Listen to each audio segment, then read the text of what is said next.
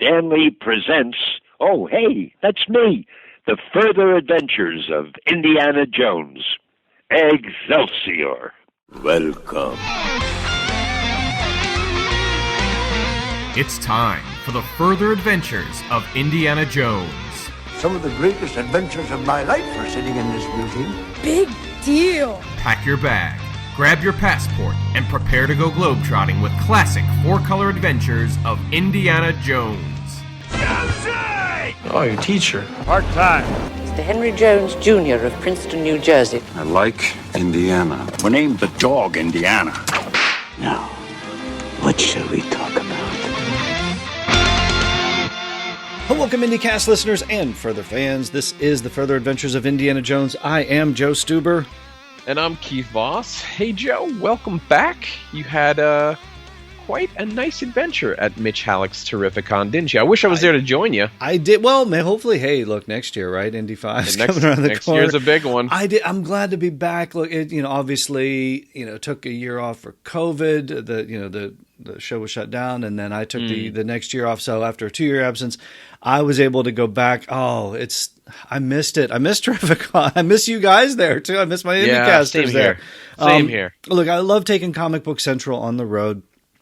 I record a bunch of stuff there, do a lot of Q&As, moderate a bunch of Q&As while I was there. You can hear them at comicbookcentral.net in the weeks ahead, depending on when you're listening to this. Here's the thing that very cool. The team from Fandom Spotlight, and that's Spotlite, they were there recording all of the weekend's Q&As. So you've got the comic book creator ones with John Suntress from Word Balloon. You've got the Fandom Spotlight ones. You've got mine on there as well. Tons of guests were there. I know the cast from the Orville, the Shazam panel, the 70s show Shazam there. So those are all on the YouTube channel for Fandom Spotlight. So check those out if you haven't. But here's the thing. While I was at TerrifiCon, I also recorded a bunch of content for our segment right here on the IndyCast, too. So, look, Mitch always has comic creators out there, right? More than anybody. So, there were so some of the ones that slip through the cracks, I guess you could say, right? Yeah, I mean that's on Further Adventures. Yeah, I mean we'll talk about those in a little bit. We'll get to those. But yeah, there was so much there. So we recorded some content for the IndyCast. Before we get to that, though, we've got finally. The Last Crusade commentary is out there, right? Finally got released, and I listened to it all the way through again and had such a great time, on Did my you listen to it, or did you watch it with the movie, or because I kind of listened to it without, and I think it holds up because we've seen the movie so many times it's in our brain. Seen the movie so many times, right? Exactly, it's playing back in my brain anyway. But at some point I definitely will listen to it again while watching the movie as well. But just on my walks to work and so on, I listened to it. And I listened to it, and it was fantastic. It was so much fun. We had such a great time, and so really looking forward to same here, and looking forward to what will probably be the chaos of doing a Kingdom of the Crystal Skull 15th anniversary coming up. 15. It's coming up. Is that insane? There's going to be lots to talk about with that movie. We'll get to that. We'll get to that next year. But so glad to have this. So we got our Raiders commentary out there. We got our Temple of Doom commentary out there. Laird and Ron joined us for the Last Crusade commentary. So if you haven't heard that, something was cleared up during that commentary, wasn't it? I don't know if it was cleared up. If it was, should we clear it up even further? We should. Well, nice wordplay there, Joe. Yes, we should clear it up even further right now. Okay, so here's the thing. We talked about, I think right before it, I mentioned about, I love the William Conrad audiobook, and Laird had correctly mentioned, he says, I think it was John Rhys-Davies that did the audio version of it. You get that. Well, it turns out we were both right, because I had the John Rhys-Davies thing. I grabbed it, and I'm like, oh, yeah, you're right, Laird, it is. But Chris A., IJ in the UK, he said, you're both right. It's like there's a cassette version. Remember cassettes, Keith? Oh, yeah. Cassettes. Did you take the pencil and stick in the cassette to rewind it? We've just lost maybe half of the audience, right? Nobody knows what we're talking about anyway. I actually just bought one off eBay. I didn't have it. I had the CD version by the great John Rhys-Davies, so thank you, Laird. But also the audio cassettes were done by William Conrad, Cannon himself, the Cannon. We're just so old. It's just, we lost the entire audience at this point. Now we lost everybody with that one.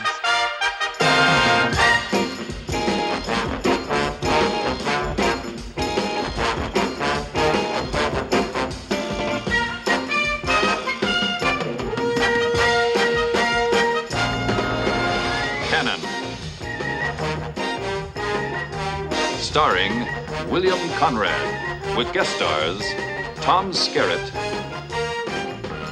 Sharon Acker, Vincent Van Patten. Tonight's episode, The Salinas Jackpot.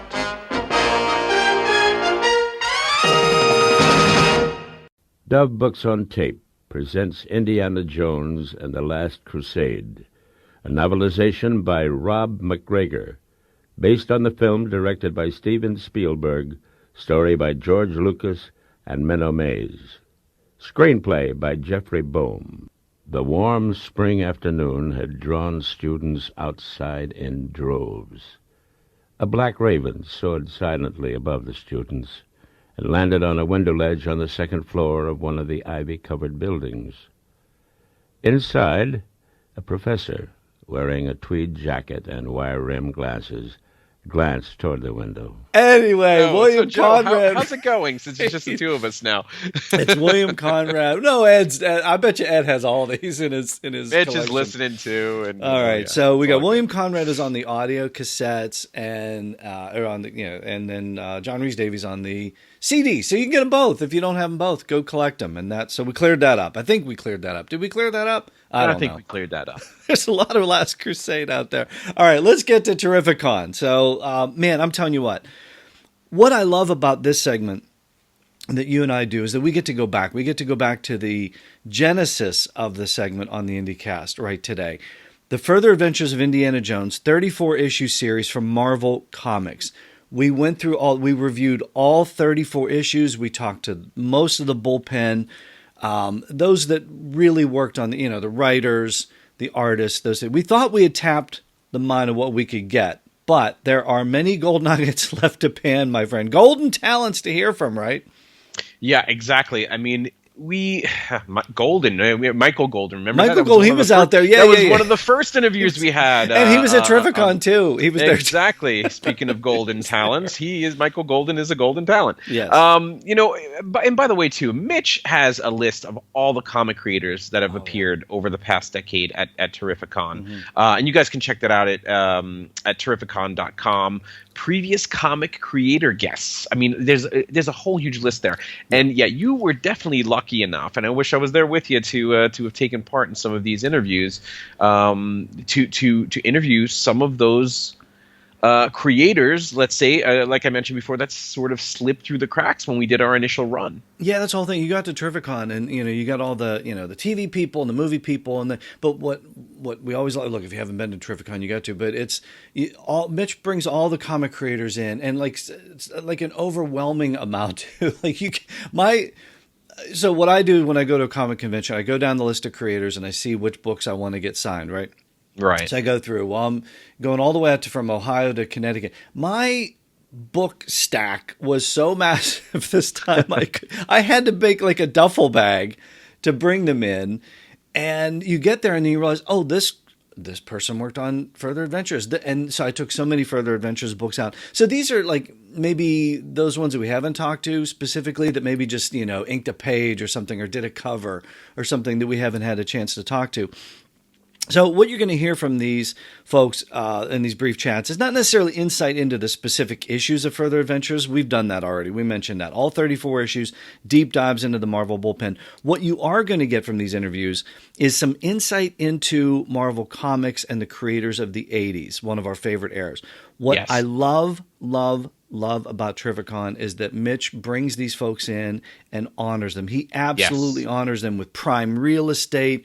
There's panels, as I mentioned. Those are out there on YouTube as well, from Word Balloon Podcast. Mitch knows that it's the source material that brought all these superhero pop culture extravaganza, comic conventions, all these different things, the movies, the TV shows, right? it's the comics creators. So he really takes care of them. That was the start. Yeah, so let's get to it. Further Adventures of Indiana Jones, issue number 21. Oh boy, infamous, right? I think it's infamous. It is. It is. So maybe some of the creators are like, "What do you mean?" Which you will hear. Right. But yeah, inked by committee issue. Yeah. Well, this is Steve Ditko art, though. That was a cool thing. And we even had Steve Ditko on the show. Kinda. We had Steve. Kinda. I read a letter from him. Yeah, I mean, exactly. The issue 21 review was episode 40. IndyCast 172, by the way, so if you want to go back and re-listen to that, yeah. Yeah, check that out. So you flip it open. It's one of these books that was like being done last minute. And I talked to Jim Owsley a couple of years ago at TerrifiCon. He didn't even remember the book. And that's to be expected because like so many inkers, I think there's 6 of them on here, inked just a few pages. It was like... who was the editor-in-chief was Jim Shooter. Elliot Brown was the editor. Elliot Brown was like running around. Can you ink a page? Can you ink a page? So and you're only doing 2 or 3 pages, but you get 6 or 7 people on that, and yeah. Well, some of the inkers were there. They were there. I'm like, oh, it's issue 21 inker. So here, and they look at it like, huh? But what I love is that it all comes back, or at least most of it. Most of it comes back. It does. Well, it helps. And when they see it, it's kind of like it is like kind of unveiling like a little bit of an ancient relic from the past that they get a little excited about. So it's pretty cool. It's very Indiana Jones like. So, and it's fun to watch them flip through the pages, and then they figure out which page they inked. And so, anyway, yeah. So, first up, I want to get to. We got like 5 brief interviews. Yeah. So those are going to be coming at you here. The first one is with Carl Potts. Now, Carl Potts, artist, writer, teacher, editor. Best known for creating the series Alien Legion for Marvel Comics imprint and Epic Inker Comics. by committee. Inker by committee. He's on Further Adventures 21. Began his comics career in 1975. Just a little brief bio here, but he freelanced briefly until joining Neil Adams' commercial art company. Look, if you've listened to Comic Book Central, if you listen to the IndyCast, you know all about Neil Adams, the late great Neil Adams, and his commercial art company, and Continuity Studios. Carl was also a member of the Krusty Bunkers. We've talked about that on the show before too, so go back and check out some of those interviews. But he had mentioned, he said Continuity was gearing up to produce black and white magazines based on several TV series. These are the ones I love. $6 Million Man, I've got those. I love those magazine-sized ones. Space 1999 Emergency. So if you see those out there, Carl worked on them. So we love those. Here's my chat with Carl Potts. Look, I'm asking everybody, this is the infamous issue 21 of The Further Adventures of Indiana Jones, the inked by committee book. Do you recall anything about this? And it's very fair if you don't, sir. If I remember right, Louise Jones, then a.k.a. Louise Simonson, Wheezy as we called her, was the chief editor with Elliot Brown working with her as her assistant. And they needed to get this thing inked, and so they were asking just about anybody who could hold a pencil straight or a pen straight if they could ink a couple pages overnight. And I was up at the office at the time, so they asked me, and it was over Ditko, who was my first major comic book art influence. And so I said sure, and stayed up late doing it. And I still have that original, at least one of those originals of that page somewhere buried in my files, because I think I only inked Ditko,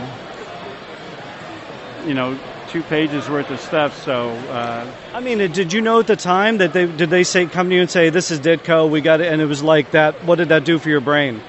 Well, it made me very anxious to do it, at the same time trepidatious about it, because he's one of my idols, and at that point he was doing very loose work, and I wanted to try and make it look as sharp as possible, but I had to do it almost instantaneously, so it was that excitement with trepidation simultaneously.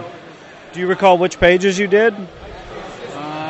I could pick out probably at least one of them, and I'll do that here. You can ask me another question while I'm looking if you want. Are you a fan of Indiana Jones? And what did getting on this book mean to you? And did you even read The Further Adventures of Indiana Jones? I love the films. I did not read the comics, mostly because I was reading 5 million other comics and didn't have the time. So it was, I would, something like a property like Indiana Jones, I'd probably rather wait for the next film to come out. But I couldn't resist trying to do one of these. Let's see if I can find... How many people did you say worked on it? I think it was a total, if I remember right, I think it was a total of 7 inkers. It says it on the front, on the splash page, as you go through it. And it's definitely, we talked about this ink by committee book. I know this is mine. Okay. This is, which page is that? Oh, like the next to last page. The next to the last page. Actually, I think it's the last 2 pages. The last 2 pages, you closed out Steve Ditko on Further Adventures. That means they were so desperate, I was the last person they asked to fill out their needs. To get this book to the masses. Thank you so much. What are you working on now, and how can fans find out more about you? I'm generally on Facebook, and I have a lot of my posts be public, not everything. I haven't gotten around to dividing up between my professional and personal things, so it's a little awkward. But I teach at the School of Visual Arts, a lot of classes there, undergrad and continuing ed, and some other schools. I'm always working on various projects. I've been, working to get my Alien Legion screenplay produced for quite a while now.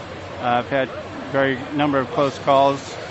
We'll see what happens. I'm working on a large graphic novel based on my family's experiences in World War II in the Philippines that will be published by the Naval Institute Press. I wrote it. I did some of the layouts, but most of the layouts are by Bill Reinhold, and he's doing finished ink wash art that looks gorgeous, but he's taking forever. But it's just gorgeous work. Thanks for talking Indiana Jones with us today. My pleasure. All right, it's actually 6 inkers on the book. I said 7 right there in that little chat, but still. a lot of inkers. It's a lot of ink flinging. How cool. He has original Steve Ditko pencils of Indiana Jones. How cool is that? Okay, that's like way cool. How cool is that? I know. I mean, so there is still stuff out there, guys. Like, there's still stuff out there that we, haven't really uncovered or seen yet. And maybe one day we'll get to sort of...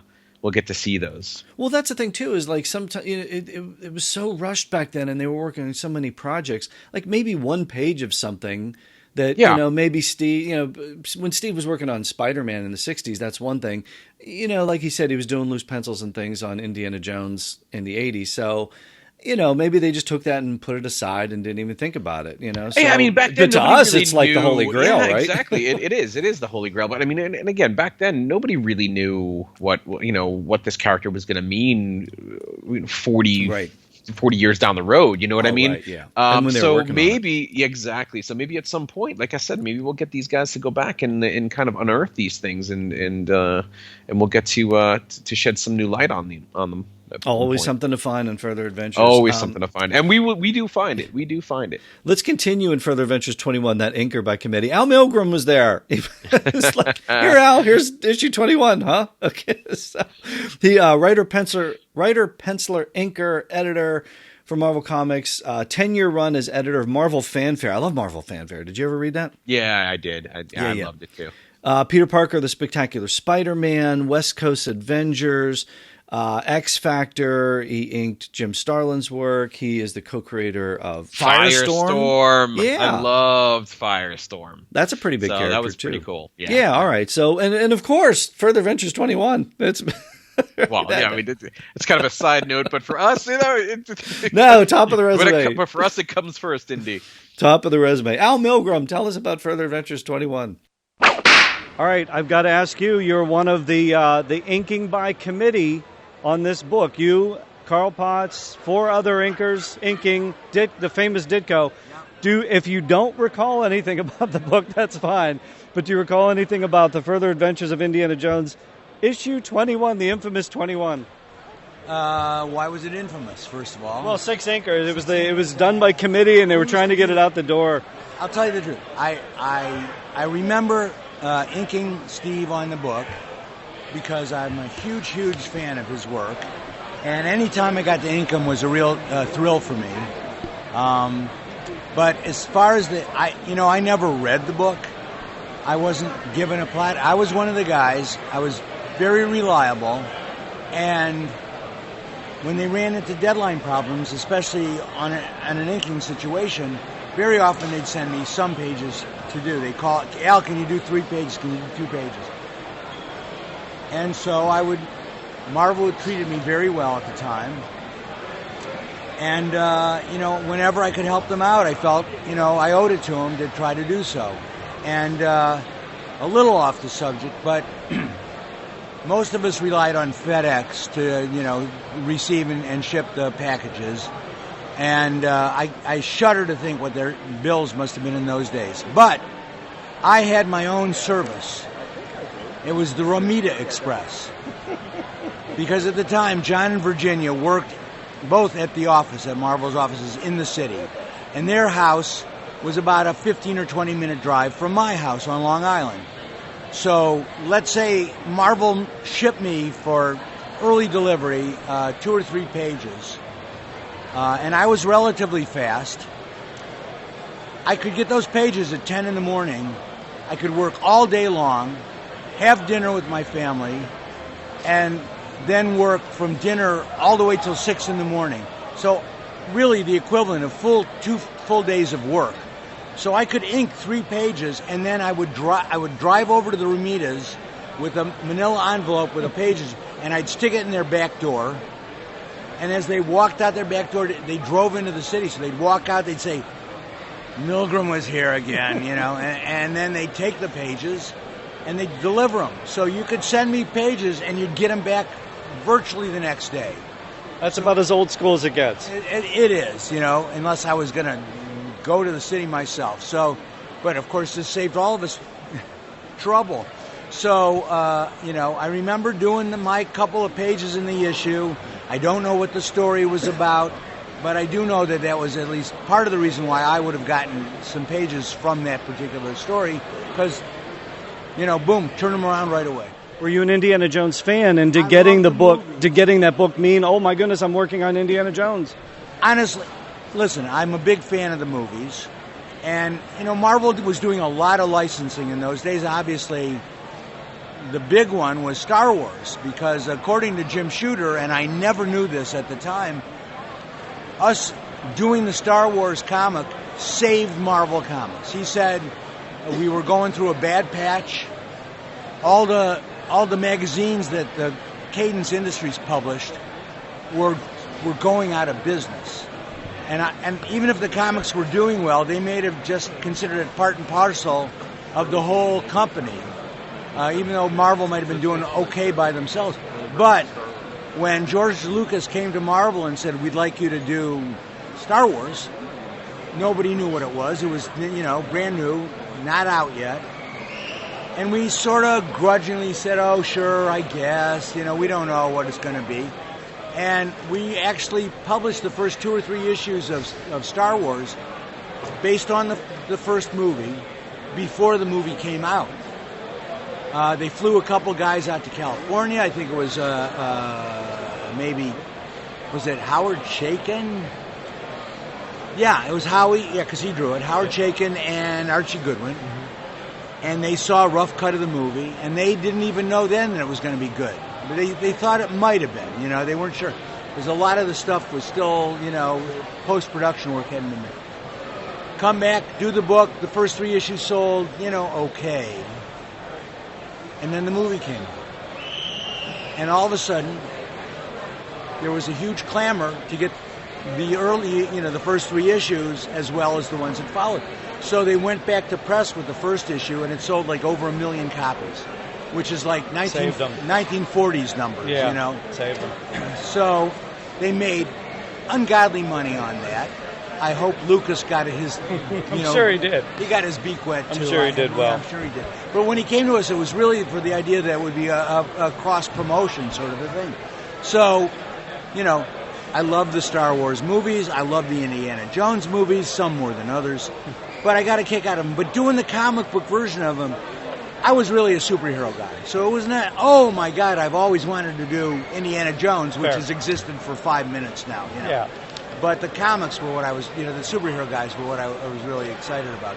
But again, always a treat for me to ink Ditko.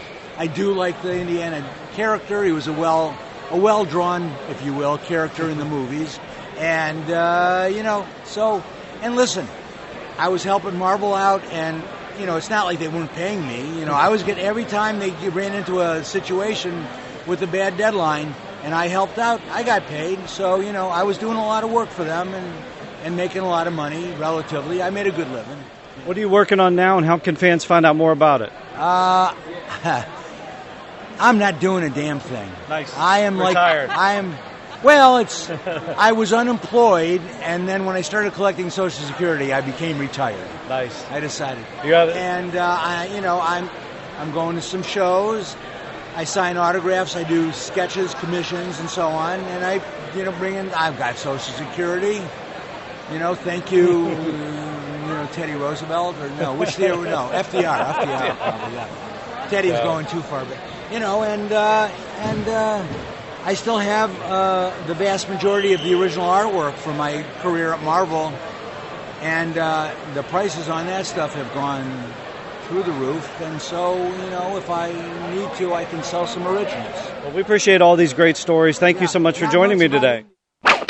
The Romita Express. I love that he said that. John Romita. The great John. Hey, his kid was there. Yeah. J.R. Jr. John Romita. I didn't see him. Okay. Did a lot of cool Daredevil stuff, man. Oh man. I had Man Without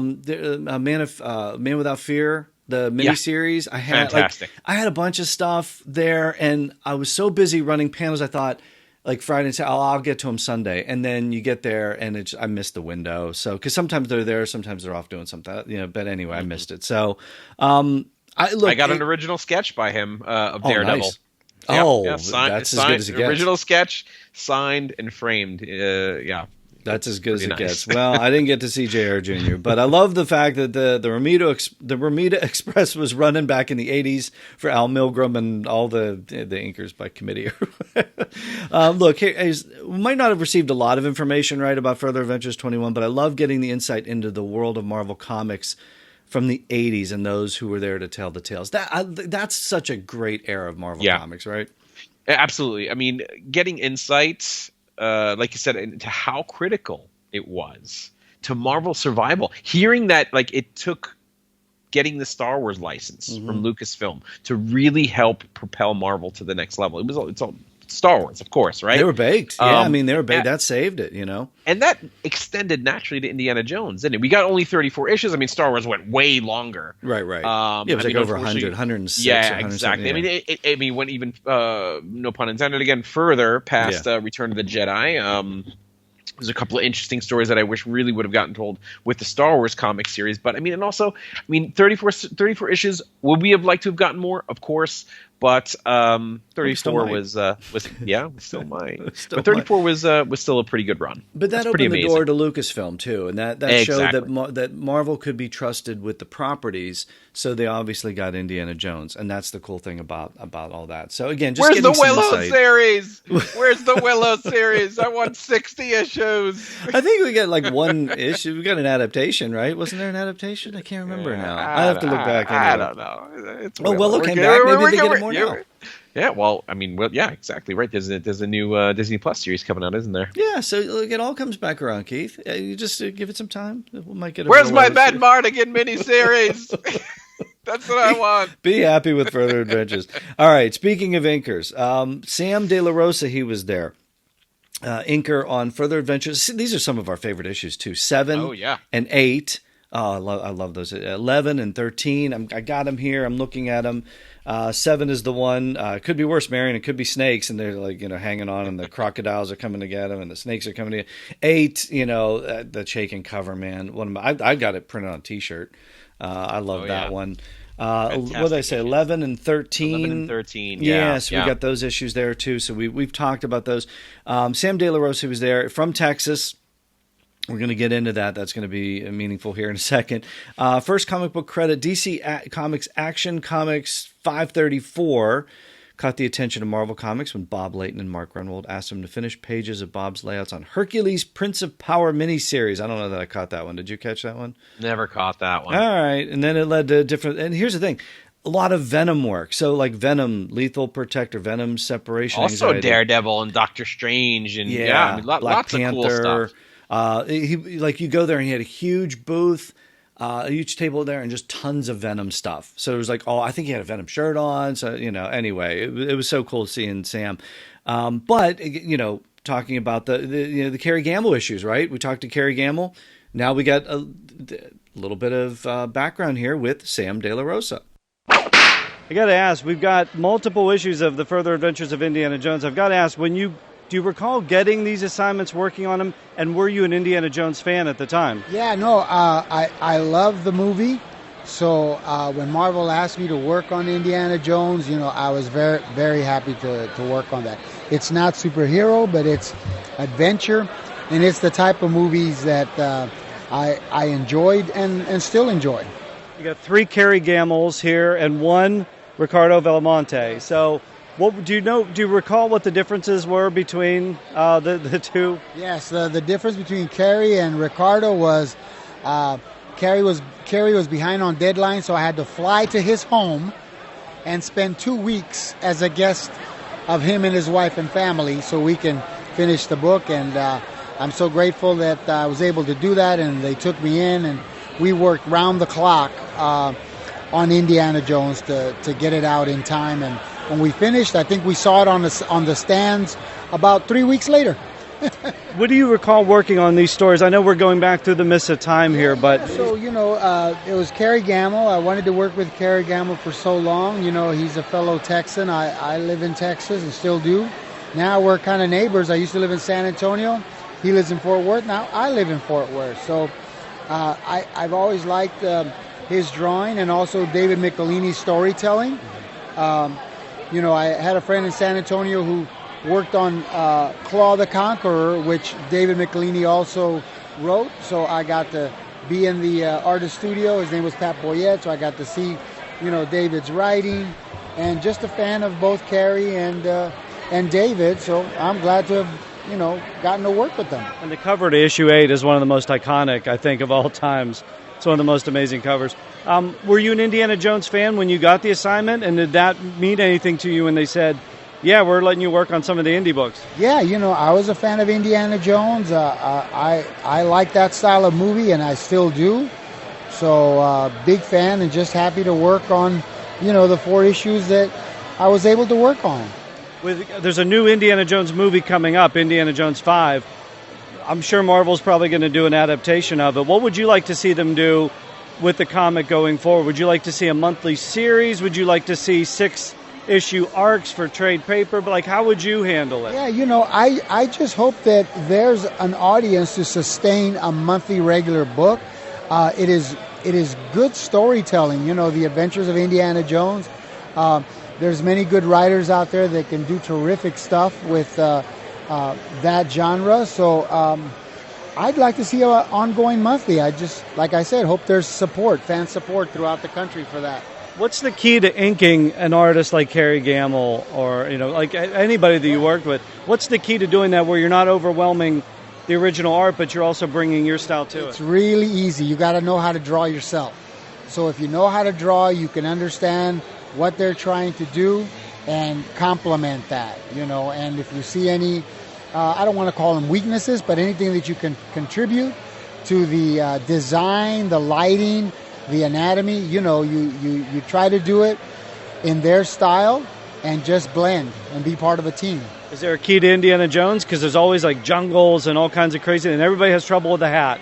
Everybody has trouble with the hat. Right, and Kerry's a big fan of that style of movie, so he always got that just perfectly. If you look at his issues, they are just excellent. And I got to work with him side by side, like I said, for 2 weeks straight while we worked on, I believe, issue 7. Yeah. And just happy to have enjoyed the experience. What were you doing during that 2 weeks? There were references. Were you looking at stills? Were you looking at different things, or the movies? Did you queue up the movies at all? No, we only had 2 weeks to produce the comic book. A comic book usually takes a month to do, so we had to do it in half the time.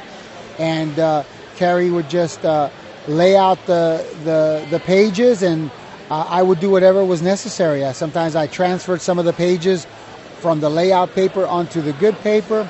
Then Kerry would do some more tighter penciling. Then I would do some finishing. And then he might come back and do some more work on them. It was just a collaborative effort, but most of the work is, Kerry Gamble. Did you eat well at the Gambles? They fed me very well. They gave me snacks, so I had a place to sleep. So they were very nice, very nice. What are you working on now, and how can fans find out more about it? I was able to retire from comic books. Unfortunately, they don't pay well, or I cannot support my family with what they pay. I don't know who can, but now I'm a professional guest just about every weekend all across the country, even in other parts of the world. I've gone to Honduras, Mexico City, Dubai, Costa Rica, Canada, and hopefully the world will open up some more where I can be a guest in other parts of the world. I know there's a Dubai Comic-Con that wants me there, so be glad to go all over the world just because of comics. Is there a website we can promote? Do you have a website yet? Yeah. So I have social media. So I like Facebook. I'm old school. So my address on Facebook is Artist Sam De La Rosa. Don't skip a space between all those words. It is the same address on Instagram, but I have no content yet. But people can still like and follow me on both. And then my website is really creative, samdelarosa.com. That's it. Sam, thank you so much, and thank you for these great Indiana Jones adventures, too. Glad you like it. It's some of my favorite work. I like everything I did, but Spider-Man is my favorite character, and at cons, I promote Spider-Man related stuff. But I love Indiana Jones. Let's sneak some Indiana Jones on the next one. Maybe in Dubai, we'll bring out some Indiana Jones. Do that, yes. Oh, by the way, here's an interesting tidbit. So I was a guest in Costa Rica, and the actor that was in the movie Belushi, he was there. He bought my set of Indiana Jones comic books for his collection. So nice. That was very nice, and he appreciated that. I tell you, the fandom is out there. It is out there. So thank you very much. My pleasure. Oh, Sam De La Rosa hanging with the Gambles, Keith. I mean, come on. That nice hospitality is an understatement, right? I mean, That's so perfect. Gotta be. Okay, so we went back through episode IndyCast 147 and 148. So that's not right now. I'll wait till we're done and then go back later if you missed it. But the Kerry Gamble interview, part 1 and part 2. We remember, Keith, we interviewed Kerry in Club Obi-Wan that time, not That's the Raven's right. Nest. And you remember why, right? Yeah, I remember. I mean, maybe the listeners don't remember, but the Raven's Nest was blown up. It was undergoing some repairs, so we decided. Jamal blew it up. Exactly. They already cleaned up the mess that happened with something with a diamond and pigeons and so I don't know, that's some type of crazy stuff. So Club Obi-Wan was ready to go. The Raven's Nest had to go through renovations there. Look, if you just go back and listen to it, it all makes sense. But I did go back to those Kerry Gamble interviews. Yeah, and so we got the context there. He mentioned about Sam coming out, like they had to get that book. Kerry, by his own admission, was late on a lot of deadlines. Yes.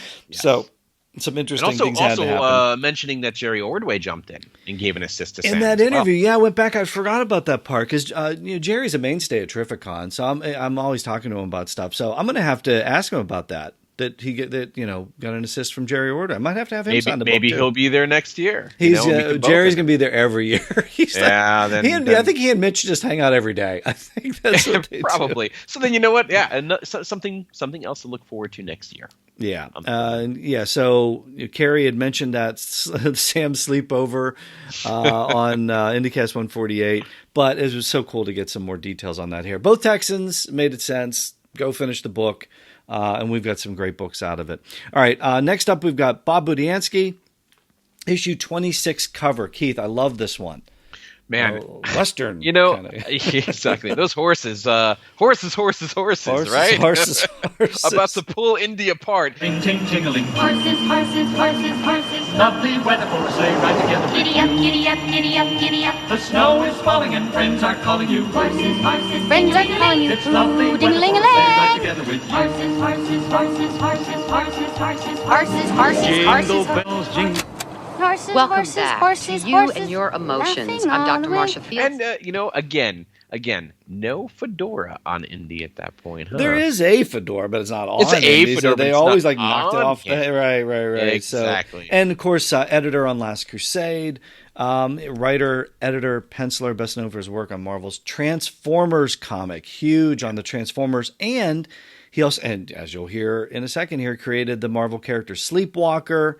He wrote all 33 issues of that comic, so lots to talk about when I caught up with Bob Budiansky. What do you recall about getting the cover assignment for Further Adventures of Indiana Jones 26, if anything? And I know we're going back a long way. Okay, the only thing I really recall was I have to draw horses. You know, horses were not in my, it was a little bit outside my comfort zone, let's put it that way. Yeah, I hadn't drawn any horses, or very few horses in my professional career. So yeah, there were 2 horses on that cover, and did what I could. So that was my main concern. But I was happy to do it because I loved Indiana Jones. That was what I was going to ask you. Were you a fan of the films, and did you use anything? I know you and Bill Sienkiewicz worked on this together. Yeah. So what did you use to help inspire you? Were you listening to any John Williams music at all? No, I don't think so. No, I mean, I was given a cover sketch. I don't remember exactly, but typically the way covers worked at Marvel, the art director or an editor or somebody would generate a cover sketch, give it to an artist, and I would base my illustration off of that sketch. So I was just doing what I was trained to do, which was follow the cover sketch and do a great job on the cover. You were the editor when Marvel got Indiana Jones and the Last Crusade. What do you recall about that time period and editing this 4-part series and working with Lucasfilm? It was great. We got to go out to Lucas with a Skywalker Ranch and dig around for all the reference materials we needed. You know, they showed us stacks of photographs from the movie, and they were very helpful. And did you see the Ark of the Covenant while you were there? I'm not allowed to say, but there was this big warehouse full of wooden boxes. I don't know what was in the boxes. Sounds familiar. What was the coolest thing you saw at Lucasfilm? Man, a long time ago. I just remember, they had this kind of modern day mansion that was their office building, and just the wooden carved staircases, wooden carved spiral staircases that amazing. Just the way all the amount of craftsmanship that went into that building. So it was a very nice setting, and they were good hosts, treated us very well. We spent a afternoon there or whatever, went through the files and got the reference we needed. So the best thing that came out of working on the adaptation of Indiana Jones and the Last Crusade, for me personally, was the opportunity to work with the artist, Brett Blevins. Phenomenal artist, did a great job on the book, and soon after that, I pitched to Marvel my own book called Sleepwalker. And I went to Brett and I said, Brett, would you be interested in drawing Sleepwalker once it got green-lighted by Marvel? And amazingly enough, he said yes. Wow. So for the first 17 issues, he was the artist in the book. He did a tremendous job, and I was so grateful because he was exactly the person I wanted, and he agreed to do it. So if not for Indiana Jones... Yes, and if not for Indiana Jones, my career would have taken a very different path, at least in terms of Sleepwalker. At least you wouldn't have been sleepwalking, that's for sure. What are you working on now, and how can fans find out more about what you're doing? I am not currently active in the comic book business. I don't do currently active or ongoing comic book projects. All I do is conventions and commissions. So if people want to get in touch with me to do an art commission, the best way is to find me on Facebook and send me a message. That is what we'll do. Thank you so much, and thank you for these books. We love them. We love talking about them. Oh, my pleasure. And I really enjoyed working on those books, and I enjoyed this interview. Yeah, I enjoyed that interview as well, Bob. And I enjoyed this book. I love this issue. I love that cover. It's such a cool one.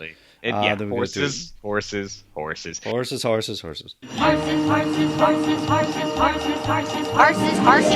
bells, jingle. Welcome back to you and your... You know what? How cool was it that it's kind of maybe inadvertently through Indiana Jones that we got Sleepwalker, right? That was a cool little nugget. That's what you mentioned there. Yeah, we interviewed Emmy-winning Brett Blevins. That was episodes 162 and 163 of the IndyCast. Again, listen to them later. If you missed them, go back. Not right now. Be sure to check out those episodes after today's. But yeah, like you mentioned, it brought us Sleepwalker, so that's pretty cool. Like, there's all these different tie-ins, as we go through, again, just sort of getting context, not so much talking about the books. We've already done that. But just getting context into Marvel Comics back then is so cool. So yeah, our issue 26 review, if you do want to check that out, that's IndyCast 179. And then The Last Crusade adaptation, we reviewed that. Part 1 was IndyCast 199 and IndyCast 201. So those are out there as well. A fun time. Yeah, I love The Last Crusade adaptation. So you get those like deleted scenes, right? Yeah, we just talked about it quite a bit on the Last Crusade commentary. So, yeah, go check those out there as well. Next up, I had a chance to talk with Bob McLeod. He is the Further Adventures issue number 12 cover artist. Again, these guys were just knocking it out of the park. Best known for co-creating The New Mutants with writer Chris Claremont. Love New Mutants. He began his career in the production department of Marvel Comics in '73 on a recommendation. Boy, this guy's name just comes up in everything. From Neil Adams, the late great Neil. I think Neil was involved in just about like everything great. Everything, exactly. Yeah. Bob B was penciler and inker on Crazy. Remember Crazy magazine? So it was like Marvel's answer to Mad magazine. Mad, yeah, exactly. Yeah. So satires, Teen Hulk strip. He was a member also the Krusty Bunkers inkers at Continuity Studios. Who wasn't, right? Became an inker at Marvel and DC Comics on many series, including the Hulk, Conan. The Barbarian. That's one of your favorites. Yeah, that's one. I love the Conan series. Legion of Superheroes, Detective Comics, Wonder Woman, New Titans, Star Wars, Spider-Man, and of course, cover artist for Further Adventures issue number 12. Let's talk to Bob McLeod. One of the best covers on the run, as we're going through the run of Further Adventures of Indiana Jones. Were you reading the comic book at that time? Did you know about the comic book at the time? And how did this job cross your drawing table? Unfortunately, no, I was not reading the series. I love Indiana Jones in the movies. I wasn't reading a lot of comics at that time when they gave me this cover. So they just offered me the cover. I'm not sure why, because I wasn't doing a lot of pencil covers. I was inking a lot of covers. I had penciled a few. Do you know what year that came out? I'm going to say, I think it started 1983. I think it was around 83 that we're looking at. That's when I was doing the New Mutants. So it was kind of the height of my career. So they just offered me the cover, and I had a great time doing it. I had never drawn a bull before. So I was going to say, what do you remember about your experience? Because it's such an action-packed cover. Sometimes it's easy to draw just like, from photo reference of Harrison Ford or an imagery or something like from one of the movies. Do you recall what you used for photo reference, and do you recall what inspired you? But it's obviously tied directly into the story within. I don't really remember. I'm not one that would just want to do a shot of Harrison Ford. I'd rather do an action pose. So my interest here was really just making it look like he was in real danger and trying to do a dramatic angle. So I thought a down shot with the bull lifting him up, would be fun to do. I noticed like many of the artists that work on the book, you lost the hat as quickly as you could. Everyone always says it's so hard to draw Harrison Ford's face, and it's so hard to draw the hat on his head. Yeah, drawing a hat on a head is a particular thing you have to learn. I just thought since he was being hit by the bull, he should be losing the hat. It would look a little less tame if he was still having his hat on, as not a problem to be hit by a bull. So, I just threw it off for that reason. So they made a couple editorial changes on this cover. They slightly adjusted the angle that I had it at, maybe twisting a little bit more. They moved his hat just a little, half an inch or whatever for some reason. I think for the title and just they had to get this box here and everything. They wanted it to be just so they just made some minor adjustments. Let's flip that open and see who the editor was. Was that Elliot Brown or was that Louise? That was Louise. So Louise Jones. With your art? Yeah. She was one of my favorite editors. She was responsible for giving me a lot of work. Still a friend of mine, and I thought one of the best editors. I didn't mind them making changes. You always prefer that they would just leave it alone, but they weren't bad changes, where sometimes they'll mess it up by putting blurbs in different places and things like that. But I thought it was fine. Assistant Editor's Month or something like that. Yeah, no, it looks fantastic. As a fan of Indiana Jones, did you kind of get jazzed when this assignment came to you because you're like, I get to be part of this now, or was it just another job at the time? A little of both. I mean, like I said, I was a fan of the movies. I like Harrison Ford as an actor, so it's a more fun than your average cover, that I would do. So yeah, I was excited about doing it just for the franchise reason. But then I just like doing covers as well. So, do you still have the original artwork for this? That would be nice. No, Did it make it back to Mr. Lucas? No, I sold it to somebody probably right after I did it. I don't know who bought it. Okay. What are you working on now? How can fans find out about everything you've got going on right now? Well, I have a website. They should always check out my website. It's just bobmcleod.com. I just finished a little 7-page job for Marvel that I penciled and inked with Kraven the Hunter. So they can look for that coming out this fall. Sounds good. And give us the website again? bobmcleod.com. There you go. That's where we're gonna head to. Bob, thank you so much for joining me today, and thank you so much for this amazing cover. This is one of our favorites. Well, thank you so much for bringing it to my attention. I don't get a lot of attention for this cover, and I always liked it. So I'm glad you appreciate it. Thanks. Yeah, on the spot. I nailed it. August 1983. I'm always like, well done. Did I get the right? It's good to know the little gray cells are still up there firing every now and again. Maybe it depends on if I had my coffee that day or not. And also cool that not everything the artist submits makes it to the finish line. But again, you get those tweaks, those changes. I think it adds really to the quality of the cover when you look at it. It is still one of the best covers of the entire run. I mean, hands down. This is the one with the bull. The bull's charging Indy, and we talk. A little detail with him saying, the bull hits him, the hat's gonna the hat's gonna come off if he's still wearing. And again, you get the sense of the movement and the impact just from that little thing that he did with the fedora, and it's just it's fantastic. Yeah, it's one of my favorite covers. I need to get that one maybe printed on a shirt too as well. Oh, that would be so cool. That's a good one. I mentioned Louise Jones Simonson. She made the necessary changes to make Further Adventures the best. That's the cool part about the editors on these.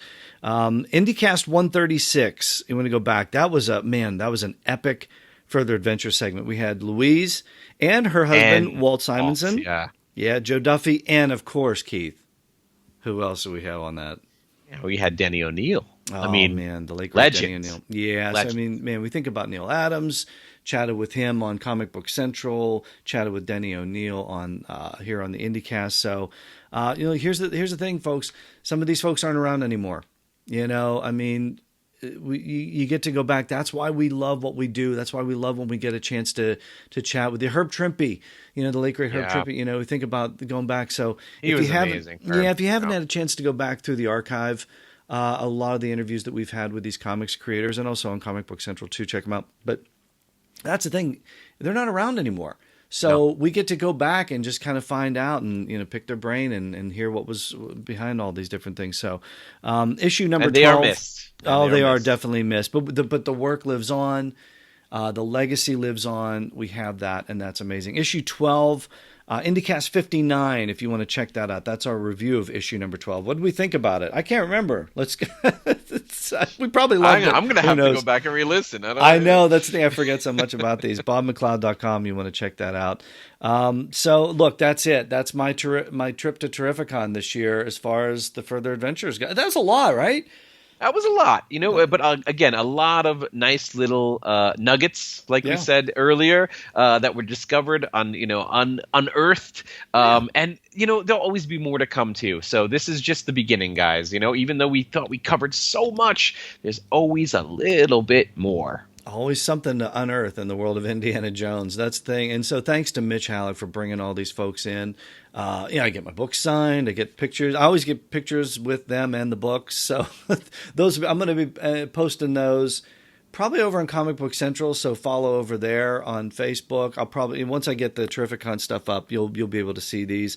me and these folks hanging out with the and Keith, you'll be there next year, hopefully. I'll be there next year. You get all your books signed. Yeah, you can trudge a duffel bag full of books. Or like you usually do. You get them signed for me, and then when we meet up, I just, That's there's a lot of books. I mean, that's the thing about these is like Mitch has so many creators there.